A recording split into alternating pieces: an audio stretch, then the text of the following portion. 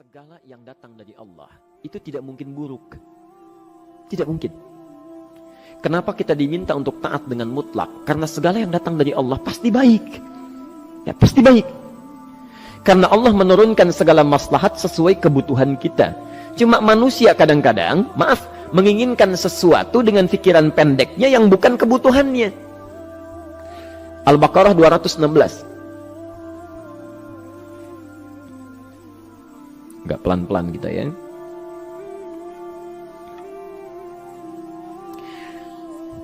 Bapak Ibu kalau diminta milih, pilih motor, pilih mobil. Apa? Pilih motor, pilih mobil. Kalau sebagai manusia biasa pilih motor, keterlaluan itu. Umumnya akan memilih mobil. Akan memilih mobil umumnya. Tapi kadang-kadang kita menginginkan sesuatu yang tinggi, menurut Allah itu bukan kebutuhan kamu. Kebutuhan kamu itu motor. Ya. Keperluan kamu motor. Kalau kamu punya mobil, sulit nantinya. Gangnya sempit, mesti bikin garasi, anggaran bertambah, dipikirin juga. Capek. Sudah, motor saja, terbebas dari banyak kemacetan. Mampu diurai, tidak banyak dipikirkan. Pelan-pelan. Turun ayat, Kutiba alaikumul qitalu wa huwa kurhul lakum. Ya. Diwajibkan atas kalian berperang. Dulu orang diminta jihad gelisah, ya. Gelisah. Nah, kalau ada perintah Allah yang melahirkan kegelisahan, ini maknanya. Ya. Tidak harus dalam konteks jihad yang fisik, ya. Jihad, melawan hawa nafsu kita. Jihad melawan pikiran kita. Jihad melawan prasangka buruk kita. Kadang-kadang ada keinginan kita yang kita inginkan menurut Allah itu belum baik untuk kita. Nah, sifat manusia ketika diberikan oleh Allah keputusan yang terbaik, kadang-kadang ada sifat dalam hatinya gejolak, belum bisa menerima. Ya. Ada gejolak di hatinya.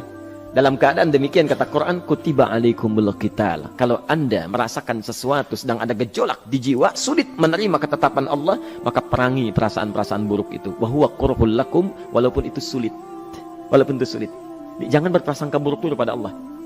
Ayat yang indahnya, perhatikan kalimatnya. Asa an takrahu syai'an fahuwa khairul lakum. Boleh jadi Anda tidak menyukai sesuatu, di balik itu ada kebaikan-kebaikan besar yang Allah sedang rencanakan. Ya. Karena pikiran kita pendek, maunya sekarang saja. Tapi subhanallah, Allah sangat panjang, tidak ada batasnya. Allah memberikan maslahat sampai kamu meninggal, ini maslahatnya. Kamu berpikir sekarang saja. Wa asa an tuhibbu syai'an wa huwa syarrul lakum. Sedangkan boleh jadi di balik yang kita sukai ada keburukan yang sedang menunggu kita di depan ini, kamu tidak tahu. Ya. Apa logikanya? Wallahu ya'lamu. Allah tahu masa depan yang akan terjadi menimpa kita, wa antum la ta'lamun. Sedangkan kalian tidak bisa membaca masa depan. Ya. Saya punya adik perempuan datang lalu meminta doa. Kak, saya ingin tes katanya. Ya, di salah satu bank. Kemudian sudah pada tahap akhir yang menurut hitung-hitungan manusia dan perkiraannya insya Allah lulus, karena tidak ada alasan apa-apa lagi untuk tidak meluluskan. Baik, bismillah kita berdoa. Tapi doa kita seperti dibimbing oleh Quran, tidak minta dunia saja ya. Jadi dunia baik, Al-Baqarah 201, Rabbana atina fid dunya wa fil akhirah ya. Dunia minta baik, akhirat minta baik. Tapi aturan dunia dan akhirat ini jangan disebandingkan, rugi. Dunia itu kecil, ya, akhirat lebih besar. Dunia itu kecil. Makanya diatur di Al-Qasas ya, ayat 77 sampai 78 itu aturannya, wabtaghi fima atakallahu daral akhirah wala tansa nasibaka minad dunya. Minta seluas-luasnya akhirat, tapi dunia jangan berlebihan. Ya. Sekedar mencukupi kebutuhan kita saja. Ya. Pakaian, Bapak Ibu sekalian, ya, kita beli pakaian sesuai kebutuhan saja, jangan berlebihan. Ya. Cukup ketika kita akan sholat, layak, indah dalam pandangan Allah. Ketika kita akan bermuamalah, bagus, tidak mengecewakan orang lain, sudah. Maka waktu selebihnya, ketika kita mencari sesuai kebutuhan, waktu selebihnya bisa digunakan untuk memperbanyak ibadah. Tidak banyak energi terbuang, uang juga terbuang, tenaga juga terbuang. Bayangkan kalau keinginannya macam-macam. Wah, ingin baju terbaru, ingin tasnya Hermes, mereknya dari Paris, sekarang juga mesti dibeli. Wah, uangnya sudah 400 juta keluar, tenaga mesti keluar, beli tiketnya macam-macam dan sebagainya. Habis waktu untuk mengejar dunia, ibadah tertinggalkan. Di rumusnya dunia itu secukupnya saja. Nah, yang paling menarik, Kita doakan supaya Allah memberikan kebaikan dunia dan akhiratnya yang paling utama. Maka datanglah dengan lesu mengatakan, saya tidak lulus katanya. Kenapa? Saya bilang, saya tidak tahu, saya sudah berusaha. Tapi konon kabarnya, saingan saya adalah anak salah satu pejabat. Masya Allah. Saya bilang, kamu jangan bersedih. Kamu menginginkan sesuatu dengan pikiran pendek, Allah pasti memberikan yang terbaik yang tidak terlukiskan nanti. Subhanallah, pekan beberapa hari setelah itu, muncul berita, ternyata dia diterima di bank syariah. Dia menginginkan sesuatu yang diinginkan, Allah menginginkan lebih dari apa yang dia harapkan. Dikasih bank syariah, di situ terjaga, meningkat keagamaannya, terjaga hijabnya, segalanya, dan disitulah kemudian diarahkan untuk menemukan jodohnya. Masya Allah. Dia berpikir saat itu Allah merencanakan masa depannya. Ya. Jadi apa yang Allah sudah rencanakan pasti baik, Pak, Bu. Jadi tadi dari salat subuh yang pertama kali ingin disampaikan adalah, coba dilihat sampai subuh ini, adakah aturan Allah dan Rasulnya yang sampai subuh ini pernah kita langgar, pernah kita ragukan? Barangkali itu yang membuat kehidupan kita sulit. Ya. Allah, Rasul membuat aturan.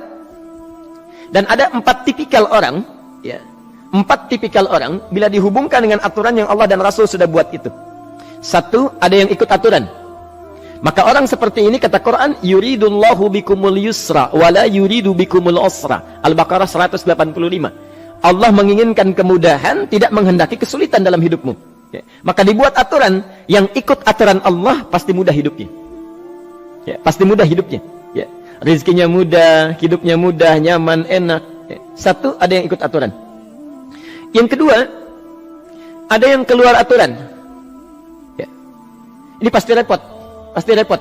Di awal-awal seperti menyenangkan, ujung-ujungnya repot. Allah bilang, jujur, jangan berdusta. Kalau dusta celaka. Wailul lil mukadzibin. Celaka bagi para pendusta. Dia keluar aturan, dia berdusta. Awal-awal memang nikmat. Besok. Ya. Pak, ini amplop siapa ya? Ya. Maaf Pak, ini amplop. Memang ini khusus Pak, anggaran tertentu tidak ada kaitan dengan proyek ini. Padahal ada kaitan dengan proyek, dia sisihkan untuk kepentingan pribadinya. Bohong. Saat itu merasakan enak dapat tambahan, besok-besok dikejar-kejar sama aparat kepolisian. Ya. Celaka. Wail, itu sudah keluar aturan pasti celaka. Ya. Subhanallah. Jadi ada orang kedua keluar aturan. Yang ketiga bikin aturan sendiri. Dikasih aturan, dia bikin aturan sendiri. Subhanallah. Kalau sakit, dibuat ketentuan. Sakit pertama, kalau biasa-biasa saja, ya, subhanallah, ikhtiarnya pergi ke dokter. Seorang sahabat datang kepada Rasulullah, ya Rasulullah, saya sakit, tolong doakan saya. Kata Nabi, idhab ila tabib, pergi ke dokter. Ini orang pintar sekali. Kata orang ini, ya Rasulullah, Anda kan Nabi Rasul, angkat tangan Anda, Allah kan maha menyembuhkan, nanti Allah sembuhkan saya. Cerdas ya? Tapi subhanallah, Nabi harus lebih cerdas, dapat bimbingan dari wahyu. Pergilah ke dokter karena kesembuhan yang telah Allah tetapkan dititipkan di tangan para dokter. Masya Allah, pergi ke dokter. Ya. Itu rumus pertama. Nanti kalau dokter sudah pada hand up, ya, angkat tangan tidak mampu menyembuhkan, itu tandanya Allah ingin langsung menyembuhkan tanpa turut campur makhluk yang ada. Maka kaidahnya akan berubah nanti, ya, dari kaidah biasa kepada kaidah Al-Anbiya ayat 83 sampai 84. Itu aturan yang menyembuhkan langsung dari Allah Subhanahu wa taala. Tapi kalau Anda sakit, perginya ke dokter. Ya. Cuma ada manusia bikin aturan sendiri. Sakit, pergi ke dukun. Ya. Dukun nggak bisa, pergi ke paranormal. Dirinya pun sudah nggak normal. Makanya disebut paranormal karena nggak normal. Ya. Tapi didatangi juga gitu, bikin aturan sendiri. Karena itu jadi lebih sulit hidupnya. Ya. Doa minta pada Allah kan sederhana. Ya. Doa nggak bayar, nggak ada macam-macam, masya Allah, gampang sebetulnya. Ada kekeringan sekarang kan, banyak kekeringan ya, banyak kekeringan. Dikasih rumus, subhanallah, dikasih rumus yang tidak perlu pakai biaya, meluangkan waktu, itu pun berpahala juga. Dunianya dapat, akhiratnya melimpah. Ya. Dikasihlah salat istisqa, masya Allah, tinggal minta, memohon kepada Allah. Salat, mengangkat tangan, mohon pada Allah, subhanallah. Manusia tidak bikin aturan sendiri. Digarami saja. Orang garamin sayur, dia garamin awan. Cari biaya miliaran, terbang pakai pesawat. Kalau Allah tidak berkehendak, ya sudah. Ya. Ayo silahkan, berapa biaya yang mau kamu kumpulkan, tenaga yang kamu kumpulkan, silahkan aja. Ya. Yang ini hujan, bikin kering lagi di sana. Sana hujan, bikin kering lagi di sana. Mau sampai kapan? Ya. Dikasih yang gratis tinggal muncul. Cuma manusia bikin aturan sendiri. Ya susah hidupnya. Itu yang ketiga. Yang keempat, ada orang nggak mau diatur.